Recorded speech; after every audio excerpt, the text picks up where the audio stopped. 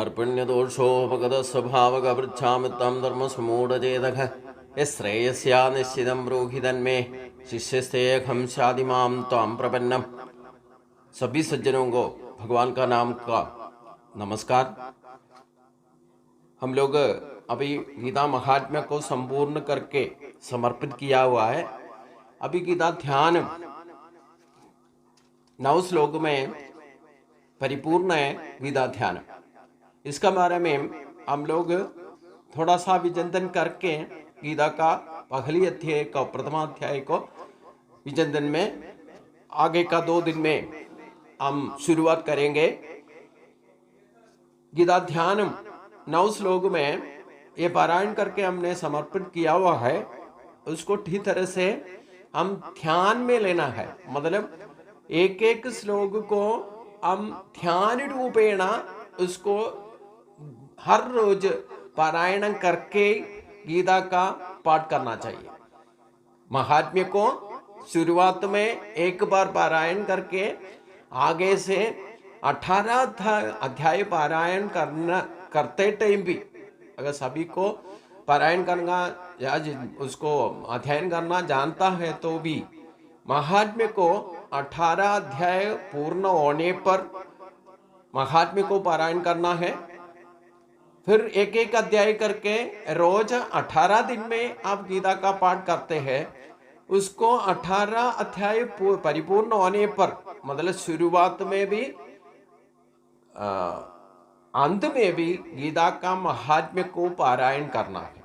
अर्थात आप एक बार पारायण करके शुरुआत कर दिया तो 18 अध्याय को पारायण करते ऑटोमेटिक आपको शुरुआत में भी और अंत में भी महात्म्य का पारायण प्राप्त हमें ऑटोमेटिक हो जाएगा। क्योंकि हम महात्म्य को अभी पारायण किया है। ध्यान के साथ एक एक अध्याय डेली पारायण करके 18 अध्याय खत्म होने पर फिर महात्म्य को पारायण करके फिर एक अध्याय से लेकर शुरुआत कर सकते हैं। तो उसका फल स्वरूप यही हो जाता है। महात्म्य को शुरुआत में भी अंत में भी पारायण करना है करके महात्म्य में हमने पढ़ा है। गीता ध्यान में शुरुआत में हम गीता ध्यान को 9 श्लोक भी उसको विचिंतन करके हमारा सोच विचार में आना चाहिए। इसलिए उसको ध्यान रूपेण उसको पढ़ना। 1-2 दिन में आपको पारायण करने से इसको बाइहार्ट कर सकता है। लेकिन आपको कोई भी चीज आप सहस्रनाम होने दो, गीता होने दो या भागवत होने दो, कोई भी श्लोक को पढ़ते वक्त आपको ज्यादा श्रद्धा होगा। लेकिन उसको ठीक तरह से बाइहार्ट करके पारायण करने का किताब का बिना आप पारायण करना या जप करना सीख लिया तो हमारा श्रद्धा को दूर हो जाएगा। क्योंकि हम यांत्रिक रूप से यो अनुकरण भाव से उसको जप करेगा, श्रद्धा नहीं होगा। इसलिए किताब हमेशा साथ में रखना। कितना भी बाइहार्ट कर दिया तो भी भागवत होने दो या नारायणी होने दो या गीता होने दो, कोई भी आप पाठ करता हो तो या वेद मंत्र जप करता तो भी किताब बाइहार्ट आपको जप करना सीखा तो भी किताब साथ में रखना है। क्योंकि हमारा श्रद्धा विचलित हो सकता है कभी भी। खास करके हम पढ़ते टाइम अतीव श्रद्धा से हम पढ़ेगा, इसलिए हम बाइहार्ट करेगा। कुछ दिन में बाद आप ऑटोमेटिक आपको बाइहार्ट हो जाएगा। अगर रोज आप पारायण करने 41 डेज के अंदर ये ध्यान मंत्र 9 श्लोक आपको बाइहार्ट कर सकता है। लेकिन बाइहार्ट हो गया तो भी किताब साथ में रखना है। ये पूर्वजों ने बताया हुआ है। क्योंकि हमारा श्रद्धा विचलित हो सकता है। उसका कोई कब विचलित होगा ये आप पहले नहीं सोच सकता है, आप पहले बता नहीं सकता है। इसलिए श्रद्धा के रूप में ये 9 श्लोकों को गीता का पाठ करने से पहले ही पारायण करना चाहिए। उसको ध्यान रूपेण आप श्रद्धा से पढ़ना है। वो डेली आप रोज उसको ध्यान का रूप में लेना है। इसलिए उसका अर्थ वाक्यार्थ से ऊपर ही उसका रहस्य है, व्यंग्यार्थ बोलते हैं, उसको ध्यान में लेना। इस श्लोक का अंत में भी ध्यानावस्थित तद्गतेन मनसा, हमारा मन ही ये सब कुछ हमारा आगे बढ़ाता है। हमारा जिंदगी का एक ही शक्ति है, मन है।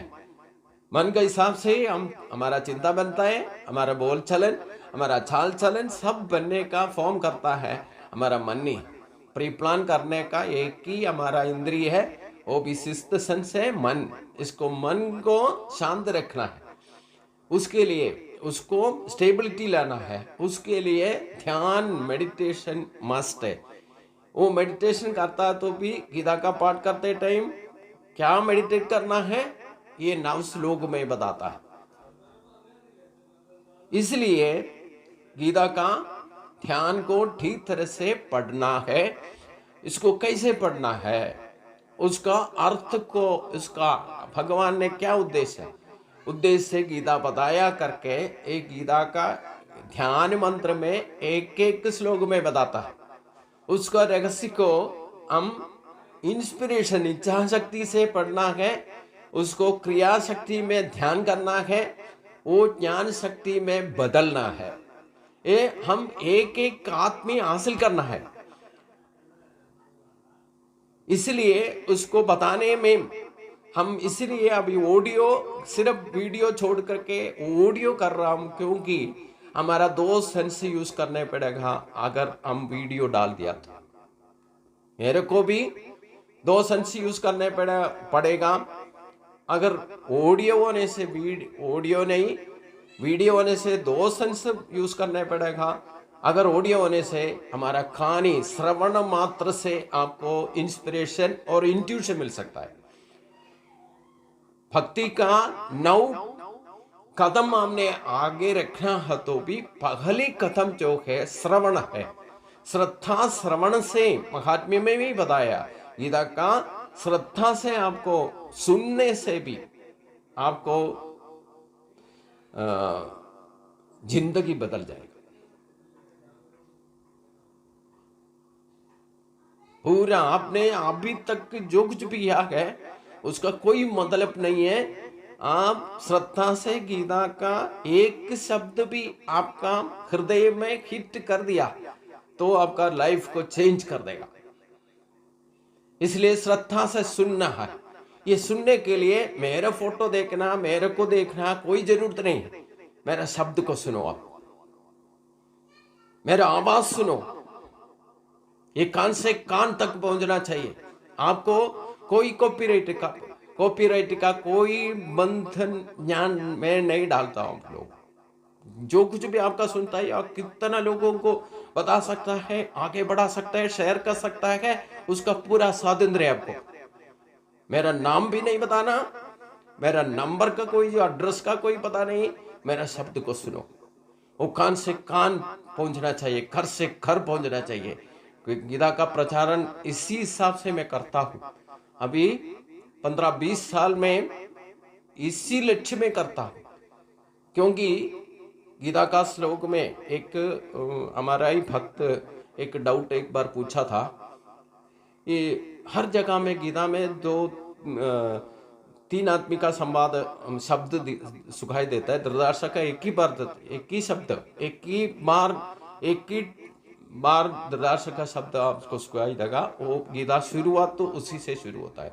उसके बाद धृतराष्ट्र महाराजा का कभी शब्द आपको सुनाई नहीं देगा।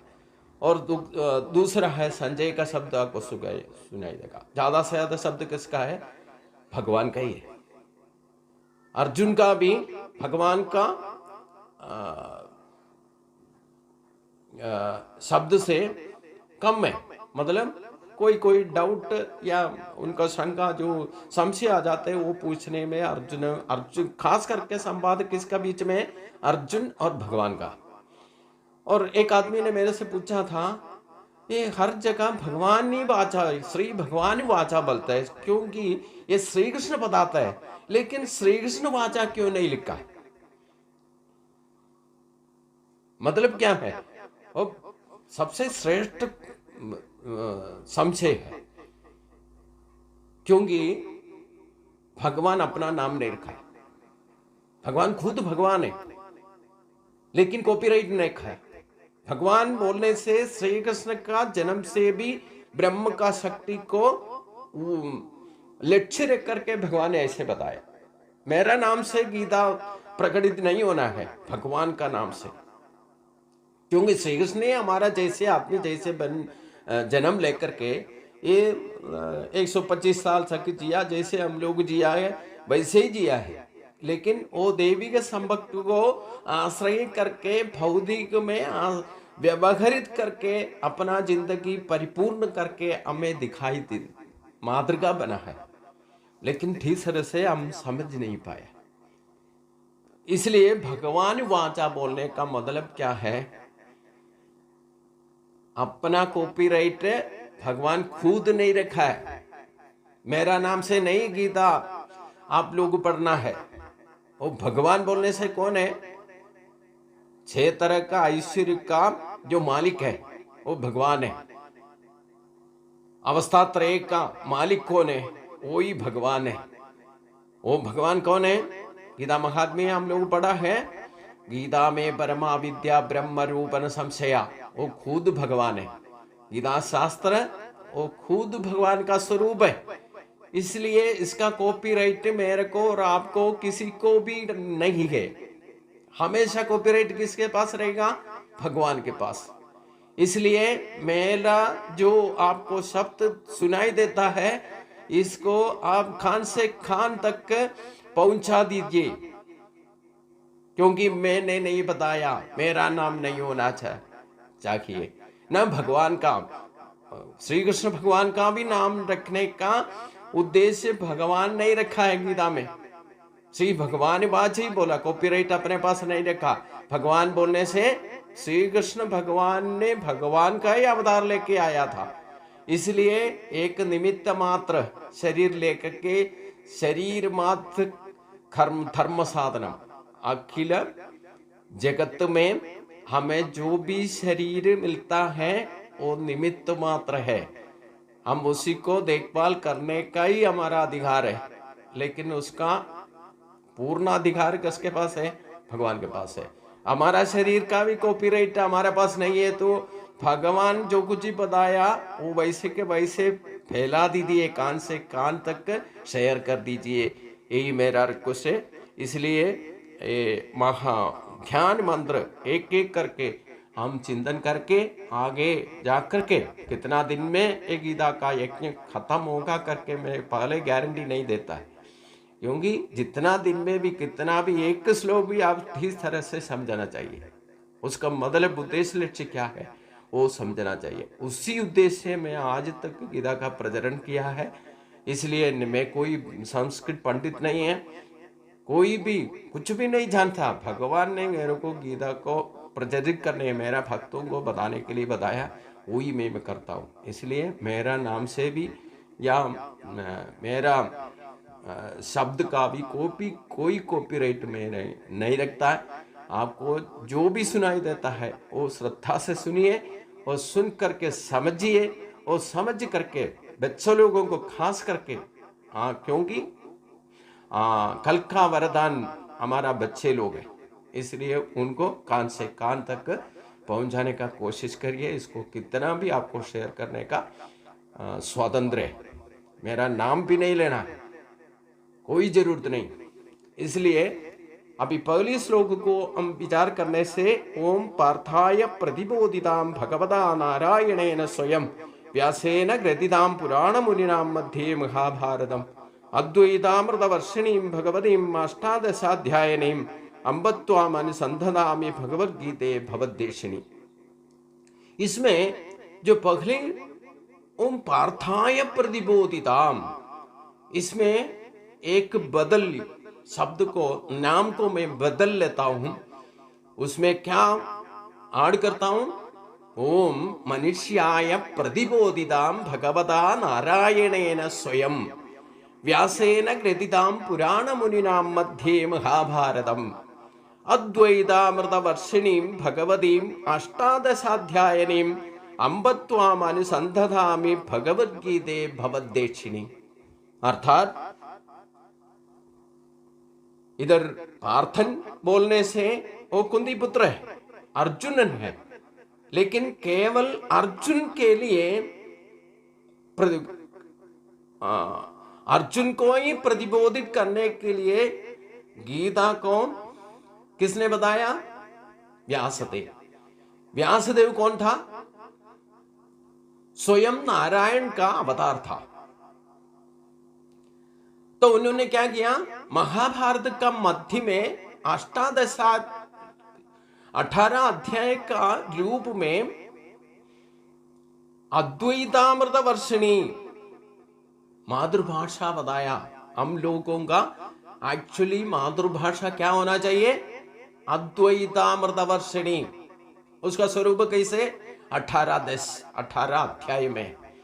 18 अध्याय बोलने से भी एक मनुष्य को प्रतिबोधित करने के लिए बोला, तो केवल अर्जुन को प्रतिबोधित करने के लिए बोला। पहले हमने ये श्रद्धा से मालूम करना चाहिए। भगवान ने गीता व्यास का स्वरूप में आकर के हमें गीता बताया, तो केवल अर्जुन को प्रतिबोधित करने के लिए नहीं बताया है, हमें एक एक मानव को प्रतिबोधित करने के लिए बताया। वो कैसे बताया? महाभारत का मध्य में 18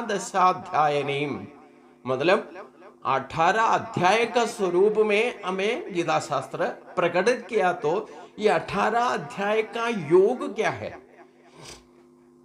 इसको वाक्यार्थ में आपको एक बार श्लोक मैंने पारायण कर दिया तो भी आपको समझ में आ जाएगा।